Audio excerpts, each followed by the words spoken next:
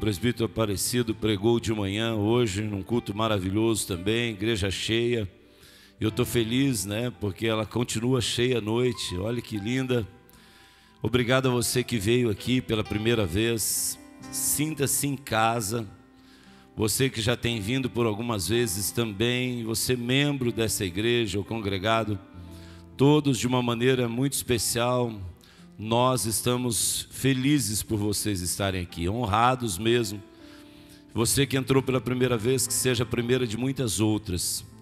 E você que já está vindo, que continue vindo, porque para nós isso é muito bom. Poder cultuar a Deus com vocês é muito bom, uma alegria muito grande. Josué 24:15 diz assim: se porém não lhes agradar servir ao Senhor, escolham hoje a quem irão servir, se aos deuses que os seus antepassados serviram, além do Eufrates, ou aos deuses dos amorreus, em cuja terra vocês estão vivendo.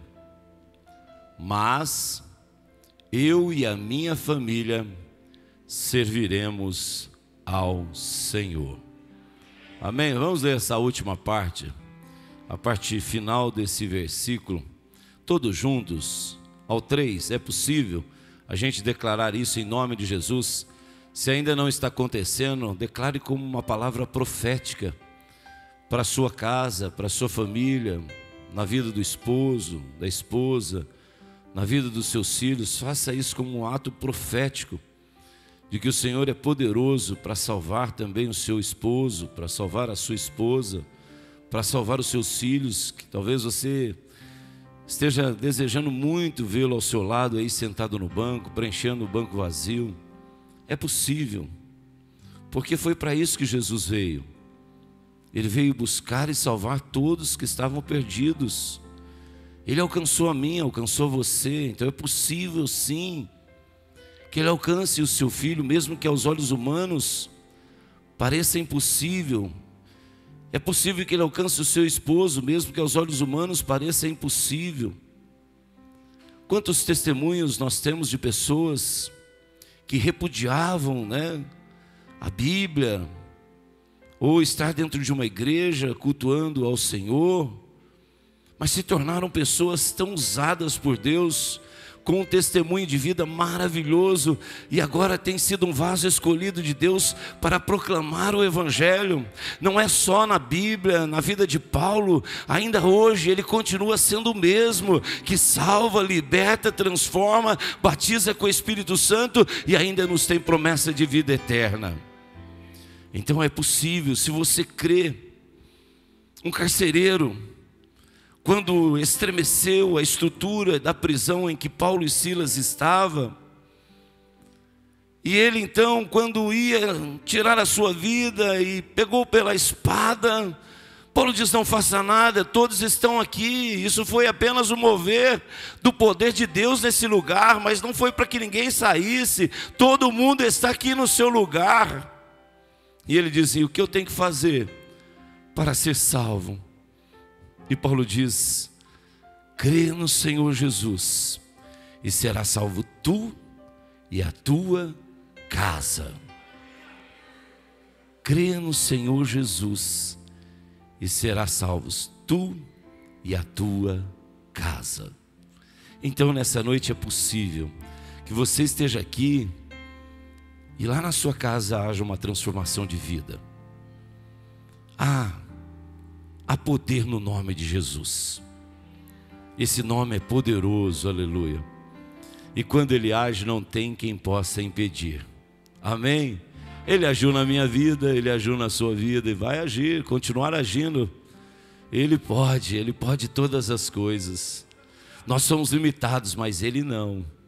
Ele pode tirar lá do chacro do lodo e trazer a um lugar de firmeza, assim como o salmista diz: tirou-me de um chacro de lodo, firmou os meus passos e colocou um novo cântico nos meus lábios. Ele é poderoso para fazer isso. Então ao 3, todos juntos, bem forte, essa parte final do versículo 15 do capítulo 24 de Josué. 1, 2, 3. mas eu e a minha família serviremos ao Senhor. Ficou bom, mas nós vamos estremecer esse lugar mais forte ainda. Mas eu e a minha família serviremos ao Senhor. Aplauda e glorifique ao Senhor. Aleluia! Aleluia! Feche seus olhos. Senhor, nós aqui declaramos pela Tua palavra que nós lemos, que eu e minha família serviremos ao Senhor. Nós sabemos que nós vivemos num mundo caótico, em uma decadência tão terrível, violento, de valores invertidos, mas eu creio num Deus que tudo pode. Essa nossa declaração não é mediante ao que nós podemos, mas é mediante ao que o Senhor pode. Aleluia. O Senhor liberta cativos e oprimidos. O Senhor dá vista a cegos. O Senhor é aquele que transforma pessoas cativas em pessoas livres. O Senhor transformou a minha vida. Que nessa noite, ó Pai, a Tua palavra possa fluir de uma maneira gloriosa, pelo Teu Espírito Santo, que haja unção em cada palavra, Senhor, e que essa unção alcance a cada coração, daqueles que estão aqui presentes e daqueles que nos acompanham também online. Que seja uma noite de um revestimento sobrenatural do Teu Espírito Santo, que aquele que entrou aqui triste, Pai, o Senhor possa ministrar de uma forma que a alegria invada o seu coração e venha transbordar, que ao chegar em casa as pessoas possam olhar e admirar, e aqueles que já estão em casa possam ver: olha o que aconteceu, o seu semblante mudou, há uma alegria agora no seu rosto. É a presença gloriosa do Teu Espírito Santo. Aquele que estava apreensivo, aquele que estava angustiado, ao chegar na sua casa possa transbordar paz para aqueles que ficaram, que eles possam olhar e dizer: o que aconteceu? É a paz do Senhor que está em mim, e eu quero declarar sobre a sua vida. Que seja uma noite especial, Senhor, de restauração de vidas, que seja tudo para a Tua glória. Assim nós nos colocamos ao Teu dispor e queremos ser apenas Teu instrumento, e que a direção seja do Teu Espírito Santo, e que flua em cada vida aquilo que o Senhor deseja, a começar em mim, em nome de Jesus. Amém e amém, Jesus. Amém? É bom estar na casa do Senhor, né? Poder rever os irmãos é bom demais. Tem muitos textos na Bíblia que nos mostram que famílias foram restauradas, vidas foram restauradas. Pessoas que estavam doentes, como um leproso, condenado à morte, sem nenhuma esperança, privado do convívio com a sua família, porque o leproso não podia ficar em casa, não podia ficar no convívio social, não podia ficar no seu local de trabalho, ele tinha que ser isolado, porque a doença era contagiosa. E isso independente do seu caráter, independente da sua generosidade. O leproso, ele podia ser generoso, ele podia ser bondoso, ele podia ser fiel, alguém que na sua casa expressasse de tantas formas diferentes um cuidado com os seus. Isso mesmo, a gente às vezes pensa no leproso na questão apenas física, da sua enfermidade. Mas imagina o leproso quando recebe esse diagnóstico, e agora, independente de quem ele seja, independente do círculo de amizades que ele tem, independente da condição financeira, e mesmo a sua condição espiritual, e ele tem agora que deixar tudo isso, deixar não pela sua iniciativa, mas por uma condição imposta a ele. E ele então tem que sair da sua casa, da presença da sua esposa, da presença dos seus filhos, porque é uma imposição, você não pode mais estar entre eles. Um homem que sempre foi generoso, amoroso, cuidadoso, zeloso, responsável, trabalhador, zelando pela sua família, agora olha, você tem um diagnóstico, e esse diagnóstico exclui você desse ambiente. Imagina, doença física, sem perspectiva de cura, e agora o seu emocional, você tem que deixar tudo. Imagina você, meu irmão, imagino eu, de repente, diz, olha, você não pode mais estar no convívio da sua esposa, no convívio do seu filho, da sua nora e da sua família. Imagina você que é pai, ou você que é mãe, ficar impossibilitado de estar junto dos seus, e com um diagnóstico, olha, você está condenado à morte. 2 anos de pandemia, nós vivemos mais ou menos isso. Quando você levava uma pessoa para ser internada, você deixava ela lá no hospital, não podia visitar. O médico ligava uma vez por dia, foi isso que aconteceu com o Dorival lá no UTI. Uma vez por dia o médico ligava e passava o quadro, qual era a sua condição daquele dia. Mas você deixou o seu ente querido lá e ficou impossibilitado de vê-lo. Ou vice-versa, aquele que estava internado não podia ver lá fora a sua família. Então, trazendo para a nossa realidade dentro dessa pandemia, olha que triste que foi. Quantas pessoas internaram o ente querido e não viram mais, porque faleceram, nem na urna puderam ver, porque estava lacrada. Então, quando nós trazemos a realidade desse leproso, que a Bíblia nos relata, nós temos que entender que a condição dele física também tinha uma condição emocional que estava abalando ele.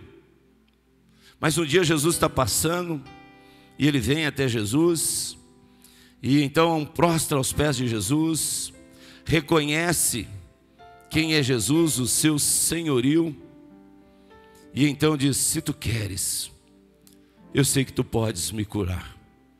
E Jesus, que ama a todos incondicionalmente, aleluia, e Ele é a nossa esperança, independente das circunstâncias, porque Ele nos ama incondicionalmente, aleluia. Ele nos ama independente de quem somos e das condições que nós estamos. Ele nos ama porque Ele enviou o seu Filho amado, Jesus Cristo, para que todo aquele que nele crê não pereça, mas tenha vida, e vida eterna. E então Jesus toca naquele homem, imediatamente ele foi curado, e ele voltou para casa. Aquilo que havia sido privado agora não é mais. Olha, é que a gente não tem na Bíblia detalhes, mas vai fazendo essa história na sua cabeça.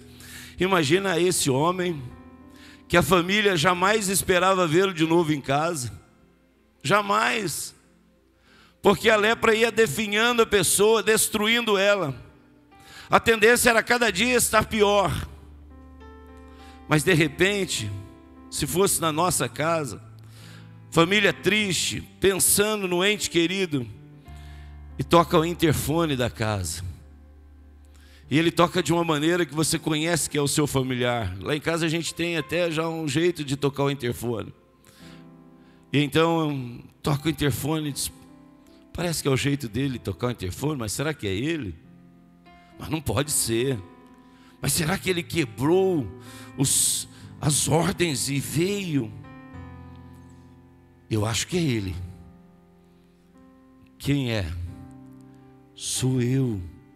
Mas você deixou o leprosário para vir aqui? Ah, vocês precisam ver. Abre-se o portão. E aquele filho que estava privado de ver o pai. Eu estou conjecturando, irmãos, a Bíblia não diz isso, mas eu estou entrando na história. Eu quero que você entre na história. Nós estamos num culto de família.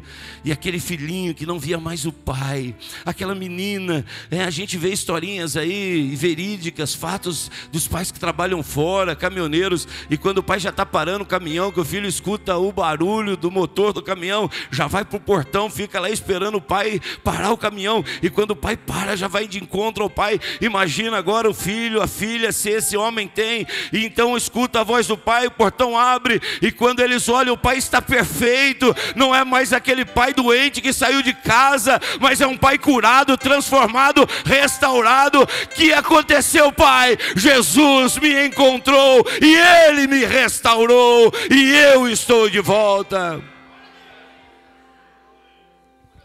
É isso. Um dia um homem, o inimigo tirou ele da casa dele. Um homem gadareno, que o inimigo roubou ele também do convívio da família. Era um homem que tinha uma família, mas o inimigo, astuto que é, e João 10:10 na parte A diz: ele vem para roubar, matar e destruir. Destruir a família, tirar do convívio a alegria de uma família em harmonia. E então aquele homem foi tomado pelo inimigo. E esse homem não conseguia mais conviver nem com a família e nem socialmente. Tentaram fazer de tudo para mudar a história daquele homem, até prender, mas a prisão não o segurou. E por fim, ele estava em meio aos sepulcros, lá em Gadara, longe da família, colocando pavor e medo nas pessoas. Ele gritava, ele apavorava as pessoas. Essa era a situação daquele homem. As pessoas fugiam dele de medo. Não havia mais relacionamentos com ele. Mas Jesus faz uma viagem de barco. Jesus vai especificamente àquele lugar, um cemitério. E quando Jesus se aproxima dele, aquilo que havia roubado ele da sua família, aquilo que havia roubado o seu caráter, a sua honra, a sua dignidade, o inimigo se manifesta. E então suplica a Jesus que ao sair de lá pudesse entrar pelo menos nos porcos. E Jesus dá uma ordem que sim. E então aquele homem foi liberto de uma legião de demônios que o escravizava. Pastor, o que é isso? Isso é Bíblia. Isso não é utopia, é fato. E então aquele homem agora, liberto daquela legião que roubou ele da sua casa, que roubou a sua dignidade, a sua honra, o seu caráter, o tornou uma pessoa que as outras pessoas tinham medo e não gostavam de estar ao lado dele. Agora esse homem está em seu sã juízo e ele diz então: Senhor, eu quero te servir, eu quero ir contigo. E Jesus: não, vá para a sua casa e conte para os seus o que Jesus fez na sua vida. Que eles vejam a restauração que aconteceu na sua vida. Aquele homem desprezado, aquele homem miserável, aquele homem escravizado, aquele homem que colocava pavor, agora um homem transformado, restaurado, porque teve um encontro com Jesus Cristo. Então nós poderíamos ter muitos outros textos, mas Deus colocou no meu coração dois princípios nesse versículo que eu gostaria de compartilhar com vocês. E o primeiro princípio, que ao ler e pedir a direção do Espírito Santo, Deus me fez ver que, voltando ao texto de Josué, quando ele faz essa declaração, é de que, independente do momento em que você esteja vivendo, independente das circunstâncias em que você esteja vivendo, é possível declarar que eu e minha casa serviremos ao Senhor. E o primeiro princípio para que isso aconteça, isso é uma atitude a ser tomada se não aconteceu ainda, a partir de agora, instantaneamente, pode acontecer agora com você que nos acompanha online, ou você que está aqui. E se já, que permaneça, que continue agindo assim. Qual é? É a referência que Josué sempre teve. Olha, se porém não lhes agrada servir ao Senhor, vocês escolham quem queiram servir, mas eu e minha família serviremos ao Senhor. Ou seja, nós temos uma referência. Qual é a referência da sua vida? Qual é a referência da sua família? Qual é? Em que você está baseando a sua vida, a sua família? Eu quero contar aqui uma experiência que no ano de 1987, faz tempo, eu, o José Eduardo, o José Gonçalo, o Cláudio e o Marquinhos Ramos, nós saímos de Pinhal para ir a Caraguatatuba. Não é uma cidade grande. E nós saímos com destino a Caraguatatuba para passar alguns dias lá. Era final de semana com feriado na segunda-feira. E como nós éramos jovens, solteiros, eu ainda estava no exército fazendo tiro de guerra. Terminou lá, né, o tiro de guerra naquele dia, e aí nós combinamos de sair de viagem, entramos no carro. E aí, para onde nós íamos lá, era uma casa da tia do Cláudio. E o Cláudio talvez esteja vendo aí online, ou depois ele vai ver. E os outros que estavam juntos lembram dessa história. E nós saímos então com destino à casa da tia do Cláudio. Ela morava em São Paulo e ela ia descer para Caraguatatuba. E nós íamos ficar com elas lá, duas tias dele. E o Cláudio ficou de pegar o endereço com a tia e não pegou. Não tinha celular, olha, 1987. Era orelhão com ficha ou telefone fixo. Não tinha Waze, não tinha GPS, não tinha nada disso. Essa geração tem muitos problemas, mas tem muitas coisas boas também. Eu consigo agora andar até em São Paulo com Waze. Pra você ver como é que a coisa ficou boa. E nós fomos então. E ele diz assim: ao chegarmos lá, a gente liga para minha tia, ela vai estar em São Paulo ainda. E chegamos lá em Caraguatatuba, na entrada da cidade. Fomos a um orelhão e fomos ligar para a tia do Cláudio. E cadê que a tia do Cláudio atendeu o telefone? Não tinha mais ninguém na casa dela. Aí nós estamos na entrada de Caraguá. 5 jovens dentro do carro, sem nenhum endereço. Nós íamos pegar com a tia dela. Aí o Cláudio disse assim: olha, eu sei que a casa dela fica perto de uma casa diferente. Mas que jeito diferente? Ah, é tipo num castelinho, é diferente. Bom, já é uma referência. Nós acabamos com todo o combustível que estava naquele tanque, que fizemos a viagem, esgotou-se tudo, enchemos. Nós rodamos quase a noite inteira procurando essa casa diferente. E até hoje nós não encontramos ela. Ele sabe disso. Aí um fica nervoso de um lado, o outro fica nervoso do outro. Mas como é que você me faz isso? Bom, se ajeitamos lá, dormimos dentro do carro, tomamos banho numa pensão e acabamos ficando lá.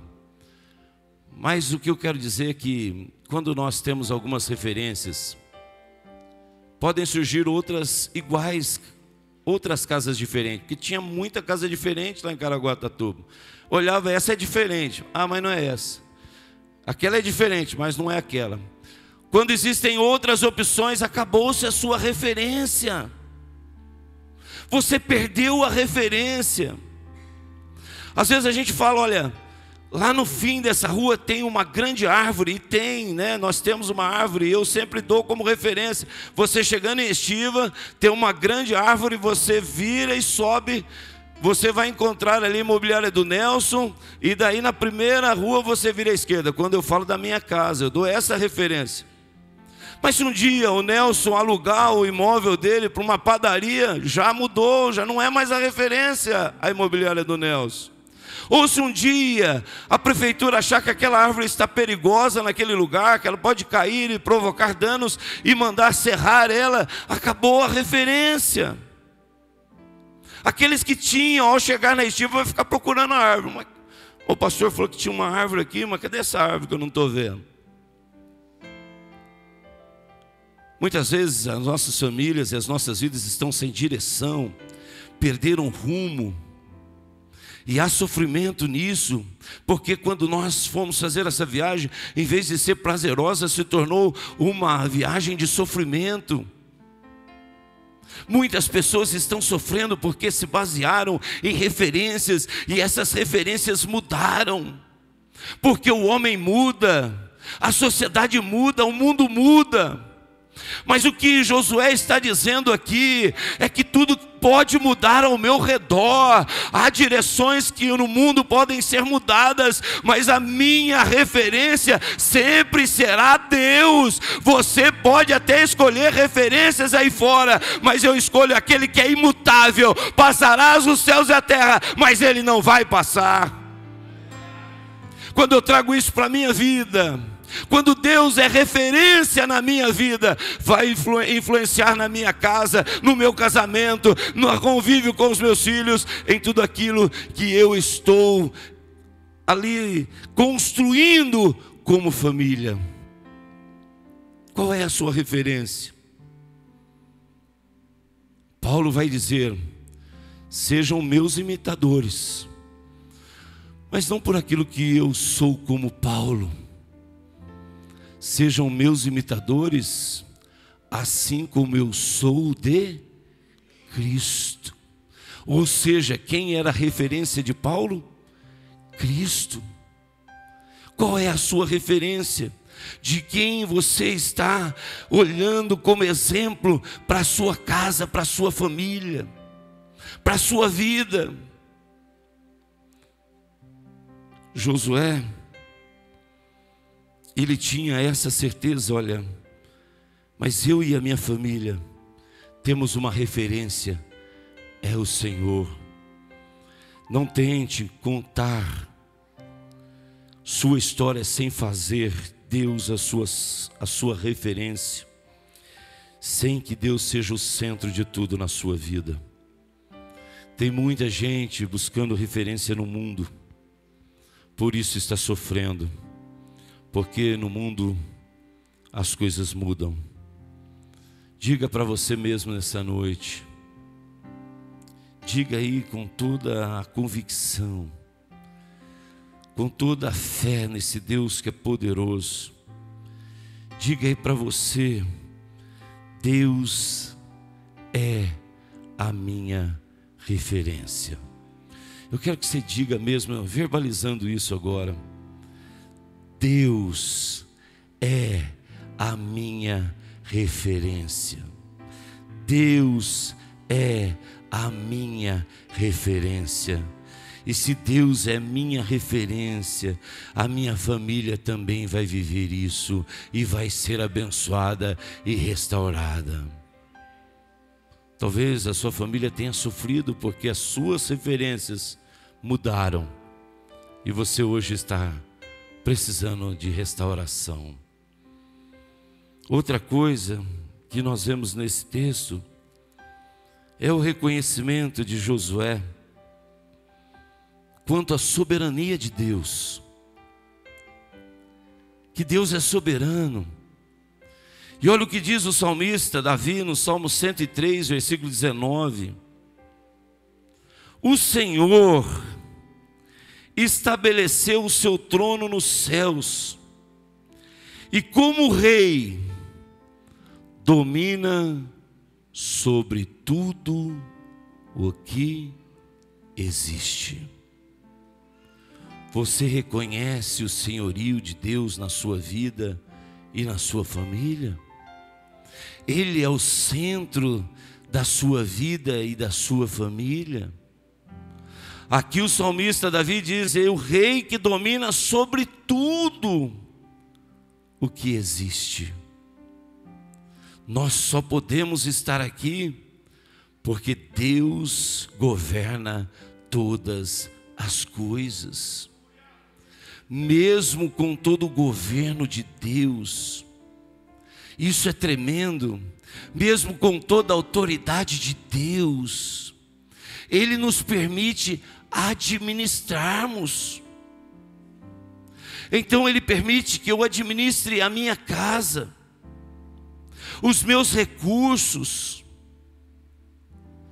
Ele permite que eu administre aonde eu vou ter os meus lazeres, com quem quero me relacionar. Deus permite, presbítero Rafael, mesmo governando todas as coisas e dominando sobre tudo que existe, Ele é tão misericordioso que Ele permite que eu administre. Então eu posso administrar os meus recursos, naquilo que vou investir, de que maneira vou investir, aonde vou, quando vou. Ele permite. Mas mesmo que Ele permite que eu administre os recursos que estão vindo de um trabalho, de uma empresa, de um negócio, mesmo que Ele permite administrar os meus dias, mas Ele ainda é o Senhor absoluto que governa todas as coisas. Eu tenho que reconhecer isso. Ele é soberano, Ele é glorioso, Ele é o Senhor absoluto. Josué sabia isso. Josué tinha vivido experiências com esse Deus que governa sobre todas as coisas, o Deus que amolecia o coração de Faraó, um Deus que endurecia o coração de Faraó, um Deus que fez um povo passar pelo mar a seco, e naquele mesmo lugar o inimigo foi sucumbido, morreram afogados. Um Deus que sustentou um povo por 40 anos. Josué sabia quem era o Deus que ele declarava ser o Senhor da sua vida. Quem é o Senhor da sua vida? Quer ter uma vida restaurada, um casamento restaurado, uma família restaurada? Coloque o Senhor como Senhor absoluto na sua vida e na sua casa.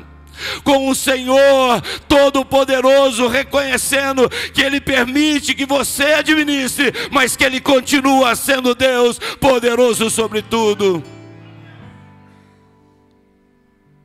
Josué sabia disso. Josué está dizendo: Deus é soberano, Deus é glorioso. Deus já havia provado para ele o quanto estava no governo de tudo. No governo de tudo. E o salmista Davi também diz, Salmo 103, versículos 1 e 2: quando eu reconheço quem é o Senhor da minha vida, que Ele está governando sobre tudo que tenho, que sou, que Ele é tão maravilhoso que Ele permite que eu administre aquilo que Ele me concede. O salmista Davi diz: quando eu reconheço que a minha vida, a minha família, a minha casa, o meu trabalho, a minha empresa, os meus recursos, Ele permite que eu administre, mas Ele continua governando sobre tudo. Aí eu posso dizer como Davi: bendigo a minha alma ao Senhor, e tudo que há em mim, bendigo o seu santo nome. Bendiga a minha alma ao Senhor, e não se esqueça de nenhum sequer dos seus benefícios. Eu sei quem é o Senhor da minha vida. Eu sei quem está no controle de tudo. Eu sei que o firmamento está nas suas mãos. Eu sei que quando Ele age, ninguém pode impedir. Então a minha vida, ela é restaurada quando Deus é o meu Deus, em que eu tenho como referência. E eu sei que Ele é soberano, é glorioso, é poderoso, e Ele está cuidando para que eu e minha família possamos declarar: nós somos do Senhor. Que Deus os abençoe em nome de Jesus. Glorifica o Senhor, reconheça na sua vida que Ele é soberano, reconheça e coloque Ele como referência, e a sua casa e a sua vida serão abençoados em nome de Jesus. Aleluia.